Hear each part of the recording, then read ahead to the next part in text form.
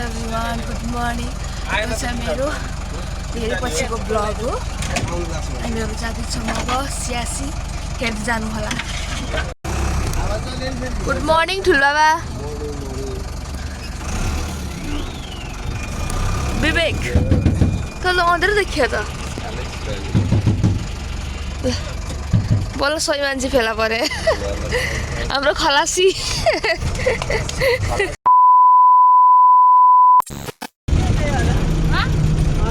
Guys अहिले चाहिँ मर्निङको 5:40 भइसकेको छ र हामी अब फेरि ब्याक गरेर जाँदैछौँ अनि हामी जान्छौँ तेरौली side. 2000 years later.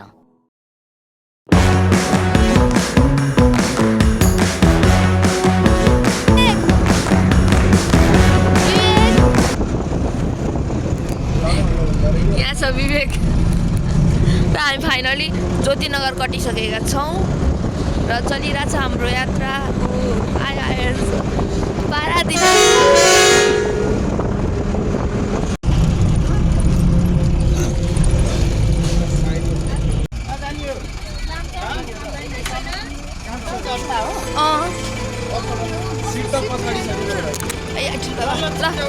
Thank you ठुलो बाबा गयो बाई बाई बाई।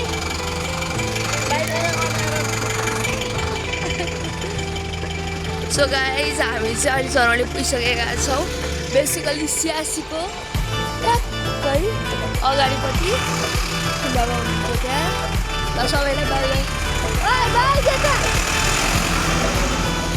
ल अब हामी जाँदैछौँ सियासी हिँड्दै हिँड्दै टुकुर टुकुर र जोस् हाम्रो आज ठ्याक्कै यो चाहिँ कहिले पनि यस्तो 1 घन्टाको लामो यात्रा कहिले भएको थिएन। आज धेरैजना हुनुहुन्थ्यो बसमा त्यही भएर लामो भयो यात्रा।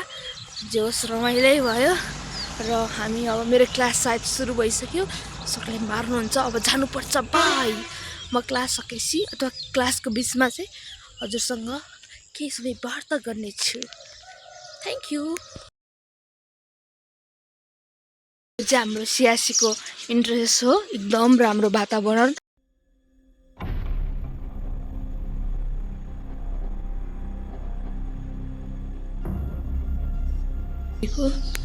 यता सरको अफिस अनि यता चाहिँ खाली छ। यसको मतलब सरहरू आइसक्नु भएको छैन भनेपछि म छिटो आएको रहेछु। यति फिलहाल किनभने यहाँ हल्का हल्का मच्छर हुन्छ अनि यो चाहिँ मेरो डेली काम मेरै हुन्छ अनि चाहिँ हालसाल खोल्नु होइन। अब के भन्ने पहिल्यै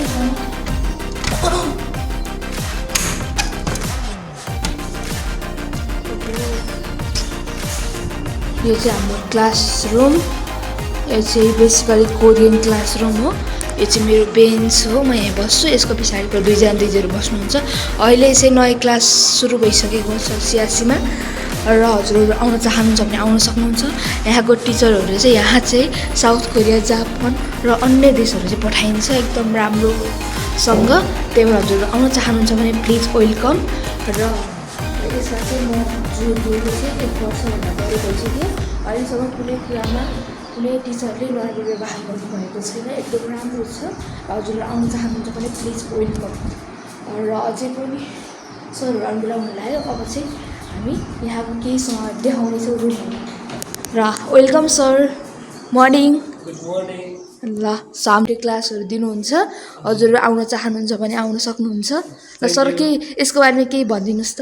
हजुरहरूलाई कम्प्युटरको तालिमहरू त्यस्तै गरेर चाहिँ बारिस्ता केयर युनिभर्सिटी अन्तर्गतको र तपाईँहरूलाई चाहिँ कोरियन भाषा जान्ने भाषाहरू सिक्न पर्नेछ र सिक्न मन छ भने चाहिँ हामीलाई सम्झिन सक्नुहुन्छ। ल thank you. Thank you.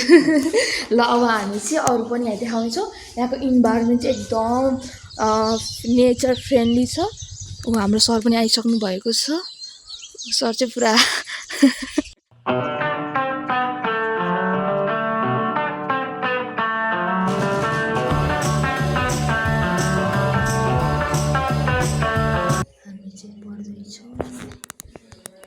Hello भन्नु न। मेरो ब्लग हो। हेलो भन्नु। हेलो भन्नु न। हेलो निन्द्रो ला मलाई निन्द्रो ला सर भर्खर बाहिर जानुभयो त लाज लाग्यो। ल यहाँ हामी चाहिँ पढ्दैछौँ के पढ्दैछ हामी कति च्याप्टर आइपुग्यौँ हाम्रो कोर्स सकिन लाग्यो अब कतिवटा भन्दा। So guys finally class finished 1 घन्टाको क्लास यति छाउ लाग्यो यति झुर पढ्नु त पऱ्यो अनि 1 घन्टा क्लास लिइसक्यो अब सरहरू जानुभयो दिदीहरू पनि जानुभयो अब म नेक्स्ट क्लास जाँदैछु। हेलो गाइज अहिले चाहिँ 9:20 भइसकेको छ भनौँ 9:30 भइसक्यो। अब चाहिँ म घर जाँदैछु बस्नै पाउँछ कि पाउँदैन ओके ल हेर्दै जानु होला। ल हामी चाहिँ यहाँ पुग्दैछौँ।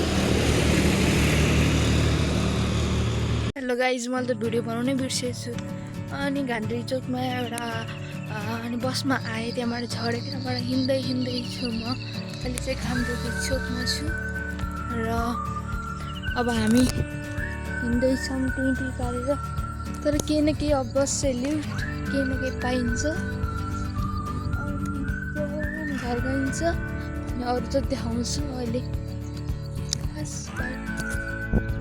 फाइनली डोलीजीको घर पनि कटेँ र म हिँड्दैछु टुई पारेर एउटा अङ्कलले लिफ्ट दिनुभयो अब थ्याङ्क यू अङ्कल नेपाल भन्छु हेर्नु न ल ब्लग भयो नि।